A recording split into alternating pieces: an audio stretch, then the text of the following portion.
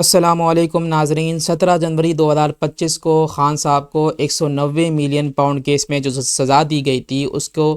سزا کو مزید آگے بڑھایا جا رہا ہے اور ملک ریاض کے خلاف بھی سخت کارروائی کا فیصلہ کیا ہے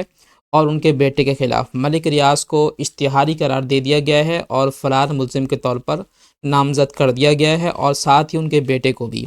اس وقت ملک ریاض دبئی میں موجود ہیں اور دبئی میں وہ اپنی ہاؤسنگ اسکیم شروع کرنے جا رہے ہیں، اور اب تک کی جو اطلاعات اس کے مطابق ہاؤسنگ اسکیم کا آغاز بھی کر لیا ہے، جبکہ کل کی رپورٹ کے مطابق نیب نے یہ واضح کر دیا ہے کہ اس ہاؤسنگ اسکیم پر کوئی بھی پاکستانی انویسٹ نہ کرے، ورنہ قانونی کارروائی کی جائے گی اس کے خلاف بھی۔ تو دیکھیں یہ سلسلہ شروع کہاں سے ہوا، 190 ملین پاؤنڈ ریفرنس کیا ہے، یہ تمام تر تفصیلات آپ سے شیئر کریں گے۔ آگے بڑھنے سے پہلے آپ سے گزارش کریں گے کہ چینل کو سبسکرائب کر کے بیل نوٹیفیکیشن کو لازمی آن کیجیے گا۔ تو دیکھیں 190 ملین پاؤنڈ ریفرنس، دراصل یہ کہانی شروع ہوتی ہے 2018-19 کے بعد، جب خان صاحب کی حکومت تھی تو ملک ریاض برطانیہ میں گئے، تو برطانیہ کی جو نیشنل کرائم ایجنسی ہے NCA، انہوں نے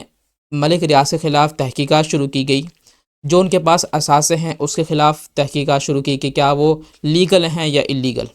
تو اس رپورٹ میں یہ بات کا انکشاف ہوا کہ چونکہ ان کے پاس اثاثے ہیں، جو ان کی زمینیں ہیں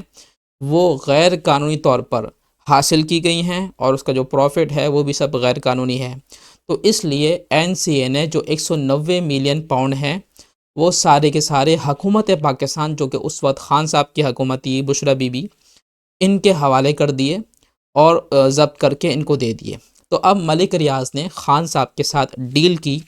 خان صاحب کو یہ بات کہی کہ آپ مجھے 190 ملین پاؤنڈ واپس کر دیں، اس کے بدلے میں ہم آپ کو 458 کنال کی زمین دیں گے۔ یہ وہی زمین ہے جو کہ ملک ریاض نے خان صاحب کو دی تھی، جس پر آج القادر یونیورسٹی بنی ہوئی ہے۔ تو یہ زمین عطیہ کی گئی خان صاحب کو، جس پر القادر یونیورسٹی تعینات کی گئی، اور وہ پیسے ان کو واپس کر دی گئے۔ تو یہی جرم ہوا جو کہ مالی بے ضابطگیوں کے زمرے میں آتا ہے، تو اس لیے خان صاحب کو 190 ملین پاؤنڈ ریفرنس میں 14 سال قید کی سزا سنائی، ساتھ ساتھ بشرا بی بی کو۔ تو یہ طریقہ تھا، لیکن اب جو ہے وہ حکومت پاکستان نے مزید تفتیش آگے بڑھاتے ہوئے جو ملک ریاض ہیں اور ان کے بیٹے، ان کو بھی گرفتار کرنے کا فیصلہ کیا ہے۔ ممکن ہے کہ دبئی جا کر ان کو گرفتار کر کے پاکستان لایا جائے۔